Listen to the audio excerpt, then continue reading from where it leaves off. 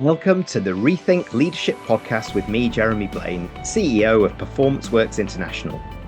This podcast is grounded in business, digital, workforce, and leadership transformation for our times. My aim is to initiate conversations with experts, leaders, professionals who've got a story to tell and who we can all learn from. Please subscribe to my YouTube channel or simply go to performanceworks.global to access all the episodes to date. I'm sure you'll find something of interest.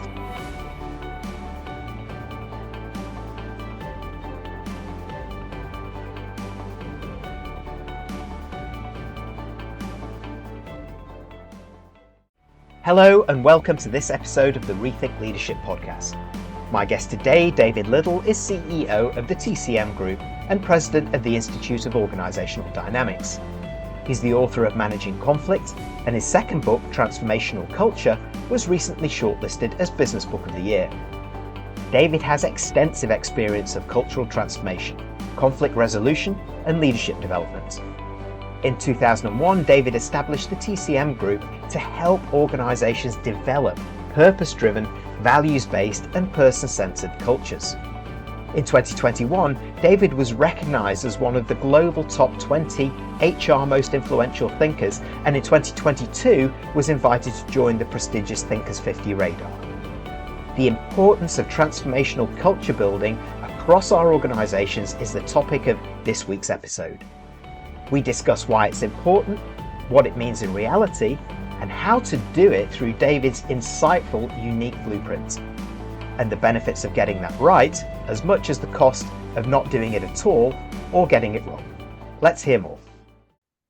Well, David, thanks very much for joining me on this Rethink Leadership podcast. Please introduce yourself, your business, and your biggest learnings as a leader. Oh, Jeremy, I'm so pleased to be here. Thank you so much for having me. So my name's David Liddle. I'm the CEO and founder of a wonderful consultancy called the TCM Group. We've been going for 22 years now, and the organisation really began life following a charity that I ran, Jeremy. I used to specialise in conflict resolution and restorative justice in communities, working with gangs and neighbour disputes and communities doing rather unpleasant things to each other. Difficult, but really interesting. And I learned how to bring people together to find a mutual space to have powerful conversations. So I ran a charity for 6 or 7 years. I did an MBA, and then I set up my own company, the TCM Group. And we provide, or very much provided at the beginning, conflict resolution services to organisations, mediation, coaching, investigations.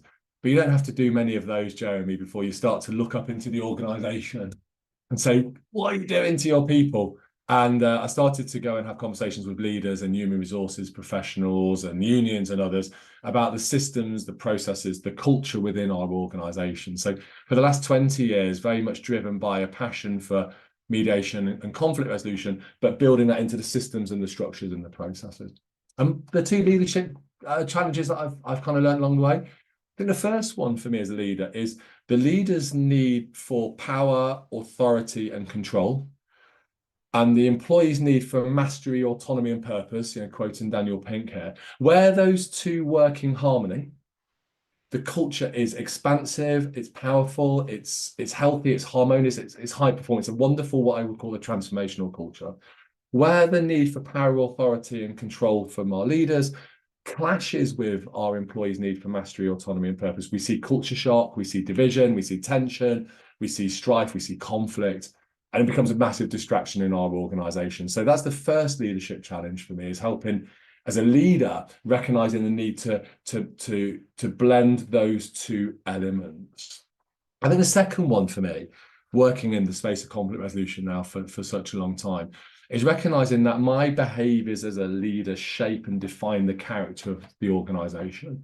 So the air that I breathe out, is my actions, interactions and reactions. The air, actions, interactions and reactions.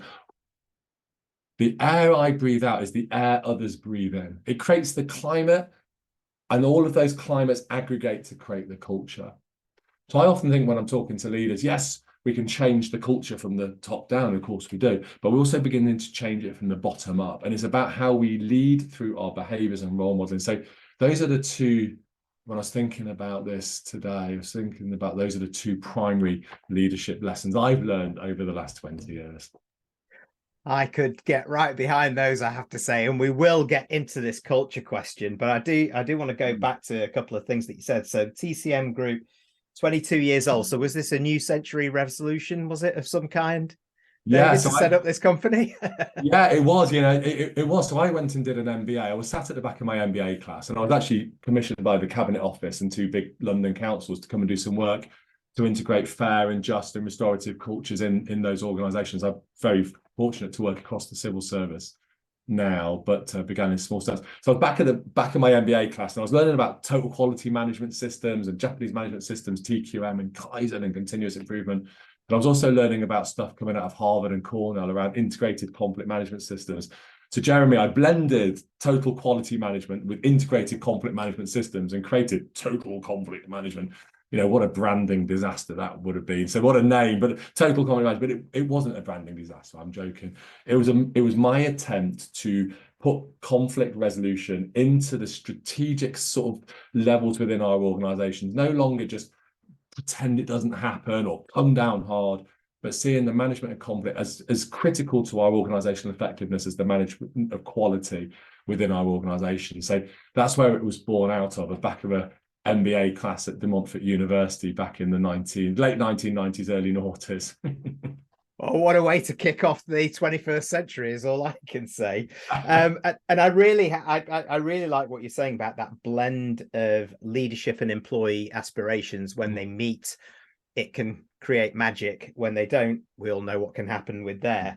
And that leaders model the behaviors, their actions, interactions, and reactions, as you so rightly say, then drive so much about what happens in the organization, how things happen, how people react.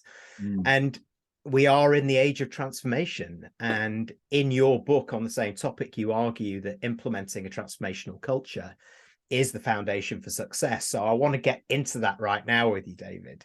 What is a transformational culture model, and why is it so important for leaders and human capital experts to embrace and adopt now?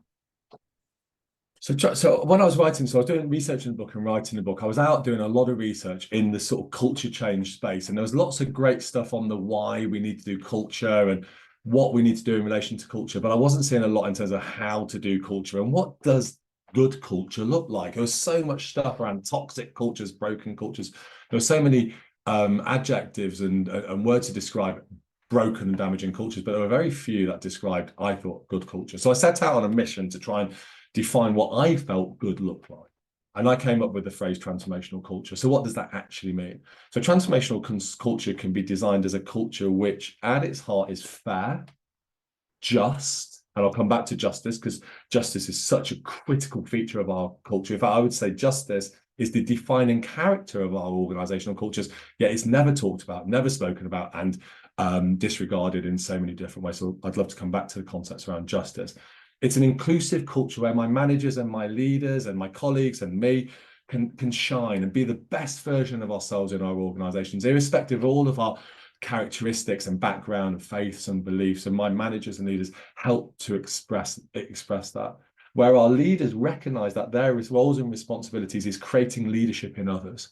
So rather than seeing this hierarchical or competitive environment where we're scrambling for authority and the notion of win, that the leader's responsibility within a transformational culture is to create and sustain leadership in others. It becomes a self-fulfilling and self-sustaining principle within the transformational culture, where the organization works in harmony. We talked about that notion of harmony already between those drivers and features of the leadership and the employee, but also harmony within our teams and divisions and within directorates, resolving issues constructively.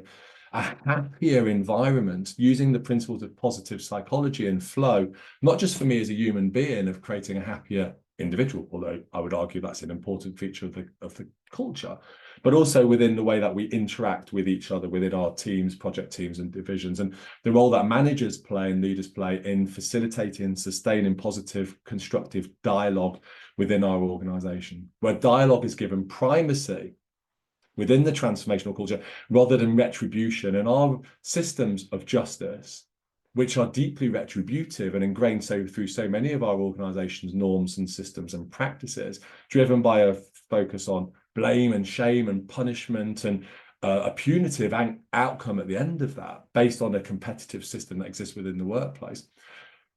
Shifting that axis towards a more transformational, transformative approach, which where dialogue, mutually acceptable outcomes, strengths-based approaches, appreciative inquiry feature. And just to kind of wrap this all up in a bit of a bundle, a bit of a bow, it's about using all of those and deploying them to drive performance. Now, how do we define performance in our modern organizations in this volatile, uncertain, complex, ambiguous world that we're all working in these VUCA times? For me, performance is defined as social value, the impact on of course, on the communities and society, stakeholder value, and how the organization relates to and responds to the needs of multiple stakeholders internally and externally, and shareholder value. So where the organization culture is effectively delivering against those three forms of value, we start to see an enhancement of performance and organizational performance measured in those terms. So transformational culture is about the inputs that we're feeding into the organization and the outputs, and aligning those and those measures of value. And that is a truly transformational culture. And that's what moved me and drove me to write my book, because I wasn't reading this stuff and I wanted to find out more about it. Yeah, and that's really clear, David, in the journey from the what and why of culture into the how-to. You're absolutely right. How do we get this done in the modern world? Yeah. Intrigued to know more, and I know you're going to pick up on this later on the word justice as being at the heart of culture, something that I heartily agree with, I must say. And another thing that I strongly agree with is the culture to create leadership in others, very empowering. It's the harmonics of the organization that you talk about mean that we are stronger together. We're rewarding and recognizing different things potentially to what we've been used to doing in pure performance terms. We're recognizing behaviors and the way that we might work together. And I like your piece on the social, stakeholder and shareholder value. My version would be something around purpose, people and profit, I imagine, around those kind of things. But that's absolutely key, that social value of organizations, cultures and their leaders being forces for good socially as much as anything else. And that's something that we can all buy into. So I'm sure for those tuning in, this sounds like a very altruistic way forward. So what are the compelling business cases, David, to encourage leaders and human capital pros to move from this is a great idea to getting it done, and what's the cost of not doing it? That's great. So I was very fortunate to have Dave Ulrich, who wrote the foreword to my text. So I got to know Dave through this, and this was a conversation we had many times as he was preparing the foreword. So I think I could look at the business case in three measures. I think the measure for talent, the measure for investors, and for customers. And we can take each of those as being sort of leadership priorities, organizational priorities in turn.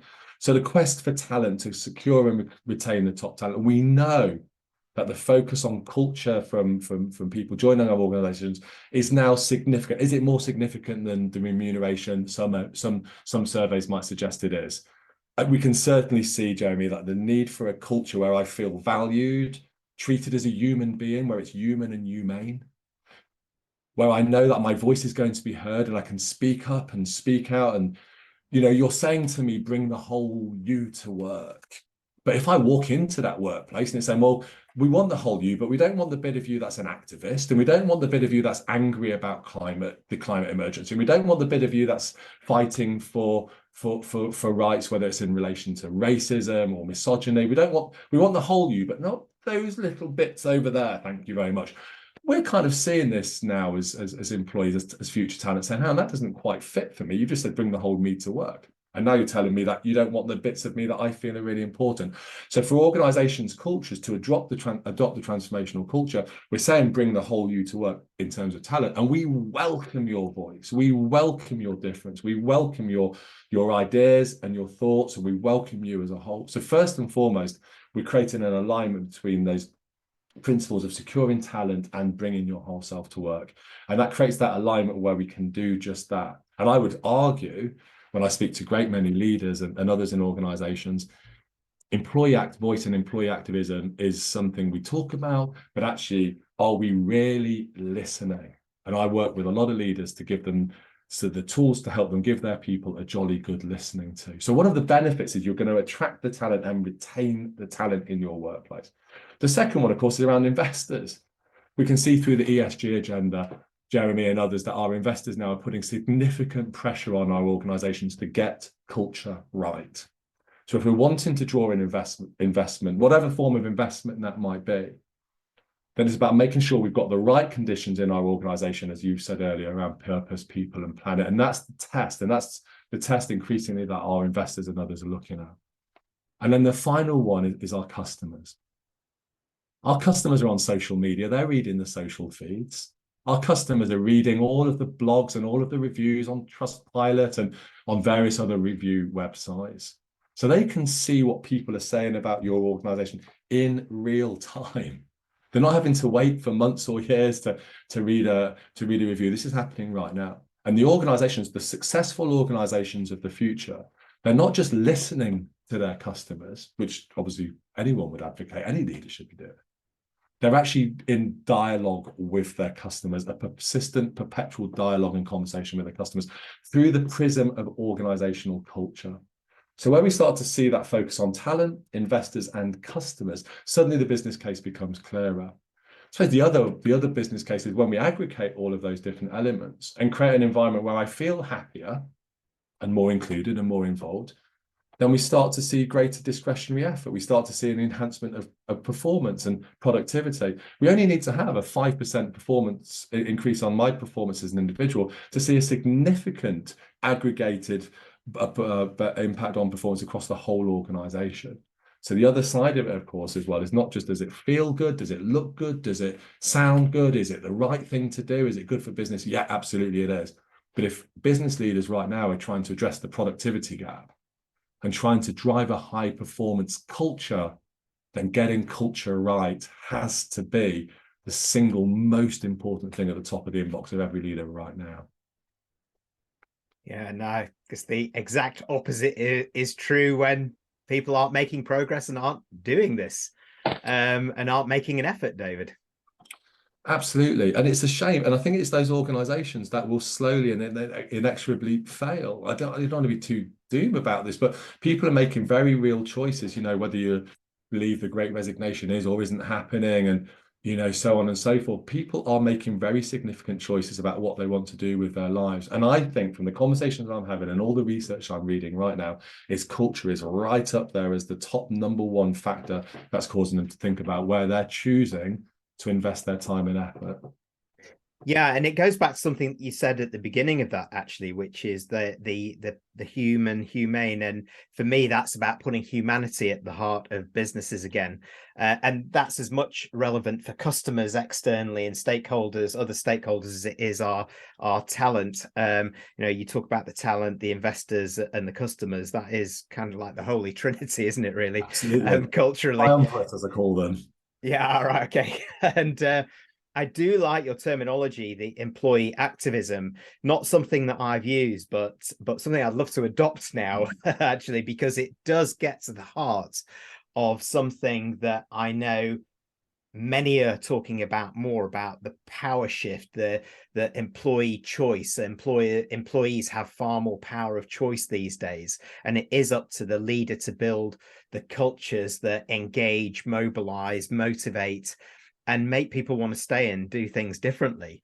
And in fact, getting back to what you said right at the beginning, the how-to around all this, it can be a little bit daunting for many, because it's all very well talking about it. And what I really valued from your book is that you offer a blueprint for a new form of organizational culture, David. And I'd love you to explain what that is and how it works in practice. Of course. No, thank you, Jeremy. And just one other point. I think if organizations are asking, how do we do this now? Really going back to the employee activism point, and looking forward to getting into the blueprint. So if we're talking about listening to our employees, we're inviting that entrepreneurship and disruptive thinking, innovative thinking. And I talked earlier about power, authority, and control. So people are challenging this now. If in our organizations we have these systems for dealing with people who challenge us, let's call it a disciplinary procedure or a grievance procedure, and these procedures, The best advice I could give to a leader right now in terms of how you want to manage the culture in your organization is walk to your employee handbook, take the grievance procedure out, take the disciplinary procedure out, pick them up, walk to the shredder and shred them. And now what we're going to do is open up a really powerful conversation with people who are disruptive, who don't agree with us, who are going to challenge us, who are going to challenge each other, and we're going to find a new way of driving positive, sustainable outcomes in those moments. So for me, going to the blueprint, we cannot deliver a truly transformational culture in our organizations and retain these old, tired, dreary, broken systems of justice, discipline and grievance being the obvious ones. So for anyone out there who's interested about driving cultural change, the first thing we need to do is to rip up some of these old systems which are broken and divisive and corrosive and pernicious and take them and remove them from the business. It forces us to be creative. It forces us to be innovative. So going to my blueprint, Jeremy, you will imagine then at the very heart of the blueprint is a rethinking about some of these old rules-based systems and thinking about justice. So I'm going to start from justice and work out if that's okay. So it starts with a rethink of justice. Justice in our organizations needs to deliver against two key features. Natural justice, are we being fair to our people? And procedural justice, would this stand up in a court? However, in our organizations, we've also welded in a third form of justice called retribution or retributive justice. There's no legal, statutory, moral, or other duty on organizations for them to destroy their people through a retributive, punitive, outcome-based system such as that. So when I was developing the blueprint, I looked at the justice model and deconstructed it. I looked at natural justice, procedural justice, and I drew on the principle of restorative justice, compassion, dialogue, positive engagement, future focused, and trying to drive positive outcomes which meet the needs of all. And I pulled retributive justice out and inserted restorative justice and came up with a model called transformative justice. So at the heart of the blueprint is a new model of justice. And for me, it's very exciting. If organizations who adopted it, big organizations now are adopting this, they're seeing a seismic shift in justice. So let's have that at the center of the blueprint, and then we're going to work out. So on the part of it is about, first and foremost, answering the question, who owns culture? So the first thing that we do to develop the blueprint is we answer the question, who owns the culture of the organization? Everyone owns the culture and no one does. But within the blueprint, in trying to address that, we create what we call a transformational culture hub, bringing together unions, management, employees, HR, together to help shape then develop and design the organization's culture in a way which is predictive and proactive rather than reactive and transactional. And that's chaired by the chief exec or the chief people officer. There are then 8 enablers of an organizational culture or transformational culture. So putting our purpose and our values first and using our values as a golden thread, jargon alert. So just to let you know, putting our golden thread through the EVP, the employee value proposition. So we're going to track our employee value proposition and put our values throughout it. Using evidence and data to help drive decision making. Repurposing the HR function from a function which is a policing function to police using a set of policies and procedures to a truly dynamic, empowering function using mentoring and coaching, mediation, no longer reliant on these rigid processes, but much more focused around helping to construct and develop the kind of justice model that I'm talking about. Repurposing and thinking about some of our leadership behaviors and aligning our values and behaviors and our standards together for our leaders and managers to use as a roadmap. Introducing transformative justice, as I've mentioned, focusing on creating a well-being and engagement, inclusion, focus on sustainability and social justice. And the 8th enabler is looking at employee branding, employer branding, reputation and risk mitigation. And very quickly, the final part of the model, Jeremy, is what we call the 7 dimensions of a transformational culture. And they're very conveniently all start with a C. And I'll run through them quickly. And they're courage, connection, collaboration, a sense of common purpose, communication, compassion, and curiosity. And those 7 C's act as they're an output of the culture, it delivers those, but they then also help to shape the thinking, if you like, the capabilities around our management and leadership, which then get fed back into the culture to turbocharge it. So they're feeding back in, turbocharging the culture. So it's a blueprint, but it's feeding in and feeding off each other. I mean, it's exciting to work with. Well, that's well done for explaining that in just a few minutes, David, as well. And I would urge everybody tuning in to get online, search for David's book, and we'll ask David around that at the end as well. So you've got the details and the links. And where you started that, David, resonated hugely. It's out with the old and in with the new, reflecting your millennium era business, a shift from potentially 20th century thinking right through to 21st century thinking. And thanks also for going into the justice piece. As you explained it, it resonated hugely, and I'm sure it did with many tuning in. And the idea of bringing this together for everyone in your transformational culture hub and your 8 enablers and the 7 C's which sort of drive this whole process, I think offer such a great blueprint for moving forward. For many, though, leaders and human capital pros, they will agree with this. They will say, this looks great, but the sheer scope and scale of what they're taking on may be pretty daunting. So how do they get started, and how will they know they're on the right road to successful culture shift? It's a really great question. I get asked this question every day, so it's a really important question. The first thing I would say, I mean, again, it's a bit it's a marathon, not a sprint. But there are things we can do right now to change our culture, Jeremy. So this isn't an oil tanker that's going to take years to turn around. I can choose to behave differently right now in terms of this conversation. I can be acerbic, dogmatic, confrontational, and hostile, or I can choose to be positive and compassionate, and as you are, so effectively listening and asking questions and being curious. So we can choose right now, and our culture is an aggregate of all of those choices we make. So the first thing I would say is don't be intimidated by the scale of the change. Some of it's about helping people to make better choices, not by wagging a finger or tutting at them or blaming them or undermining them, but showing them the way that we could behave and the outcomes that it could deliver.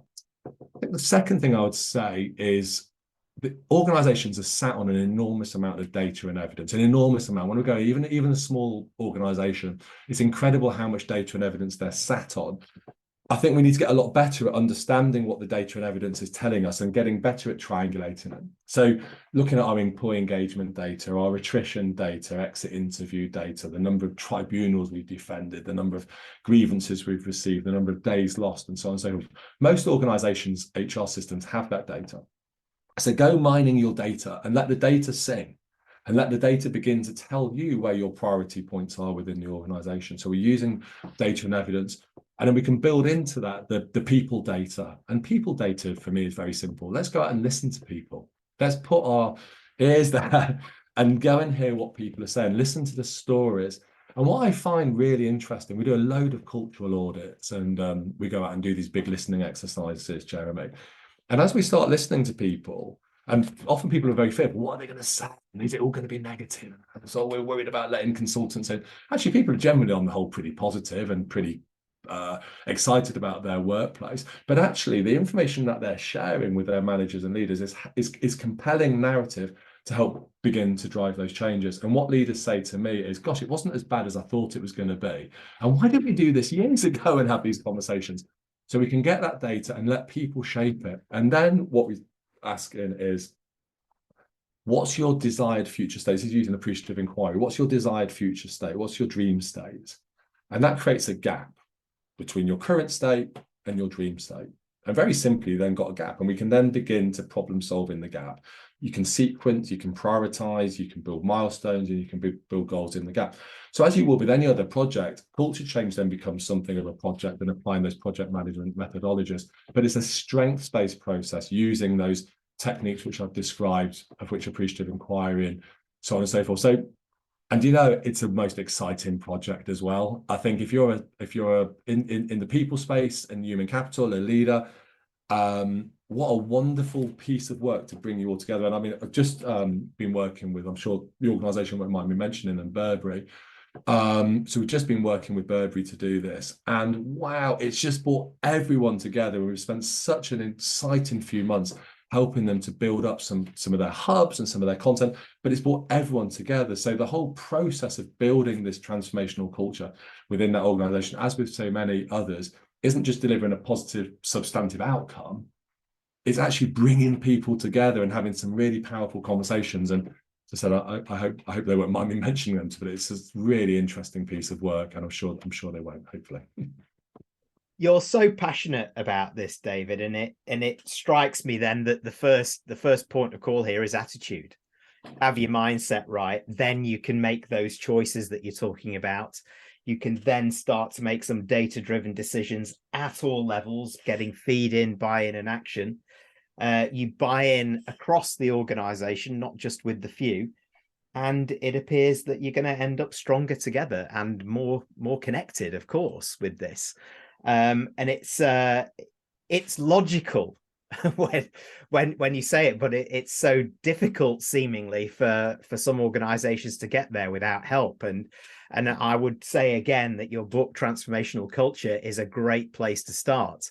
So in the spirit of segueing into that book, David, you can leave us with some little tidbits. What would be your 3 top tips for any organizations wanting to buy into what we've been talking about today and build a transformational culture? I think we touched on some of that. I mean, it's great to hear you reflecting that back in, and thanks for your positive feedback as well. I think working together, I mean, I'm a mediator, so I've worked in situations where common sense has done a leap out of the nearest window, followed not far behind with trust and communication. So let's put them back in that order. Communication. Let's start to talk and listen to each other. That will then seed and build trust within the relationship. And we won't get into too much complexity around the psychological contract, the social contract, and the employment contract, but how those align and using trust within those. And then that begins to build common sense. So what I've tried to do then is bring common sense into the process. It's logical, it makes sense. When people listen to me talk about it, they go, yeah, of course, why would we not do it this way? It's because things are getting in the way, the desire for rigidity, complexity, risk management. We're very risk averse in many of our organizations in relation to this. So my best advice is go out and really listen to what your people are saying. They'll tell you, and value that and engage with it. Be collaborative. Build compassion. Compassion, by the way, is not soft. Can we just get that myth completely debunked? Compassion does not mean being soft. It means being kind and supportive and actually driving really powerful conversations within our workplaces, to driving compassion into our line and into our leadership functions. For our HR to release themselves, to release their vice-like grip on retribution. Retribution serves no one apart from lawyers. And I guess if your organization exists not to create a P&L, but to underpin the P&L of your local law firm, then by all means, continue with retribution, because that's, is serving a purpose. But if your organization doesn't exist to underpin the P&L of the local law firm, then it's time to release our vice-like grip on retribution. No one wins from retributive justice. So I think those are some of the key features there. So keep it simple, but be ambitious. And as I said earlier, this isn't something you can do overnight, but we can make choices today, here, right now, about how we'll behave. And I suppose the final point is we're in some tough times, probably the toughest times any of us will be experiencing, whether that's geopolitical or economic, environmental factors. So we're in that moment of crisis, we're in that moment of deep uncertainty. How we behave right now, anyone can behave well when the tills are ringing and all's going well. How we behave as leaders right now, that's the defining moment for us as leaders. We need to step up now and show our true leadership at this moment of real crisis, whether that's our political leaders right the way through to business and other leaders. Well, fabulous tips to end with there, David. So how do people get hold of your book, Transformational Culture? How do they get in touch with you personally as well? Because I'm sure many will want to keep the conversation going with you. And I'd really welcome that. I love having conversations about this stuff. It's really exciting. So my book, Transformational Culture, is available on Amazon, and it's published by Kogan Page. So it's available on the Kogan Page website as well. And in terms of getting hold of me, I'm all over LinkedIn. And my email address, if you'd like to contact me by email, is david.liddle, that's Liddle, @thetcmgroup.com. The TCMgroup.com is our website, www.thetcmgroup.com. That's loads of information on there. We've got lots of other little micro sites and bits and pieces there. So hopefully you'll be able to track me down in one of those routes. But and I've got another book as well, Managing Conflict, which is my first book, Jeremy. And I'm just in the process of writing the second edition of that, of which Burberry, who I referenced earlier, and a number of organisations who are sharing some of their case studies and stories and spotlighting some really fabulous practice. So that'll be published sort of spring, early summer 2023. Well, you're certainly keeping yourself busy, David, so I better let you go. But thank you so much for joining me. Very insightful journey into culture building for modern organisations and people. Thank you very much. It's been a real pleasure. Thanks so much for having me, Jeremy. Thank you for tuning in to this episode of the Rethink Leadership Podcast with me, Jeremy Blain. Please subscribe to my YouTube channel or simply go to performanceworks.global to access all the episodes to date. We'll see you next time.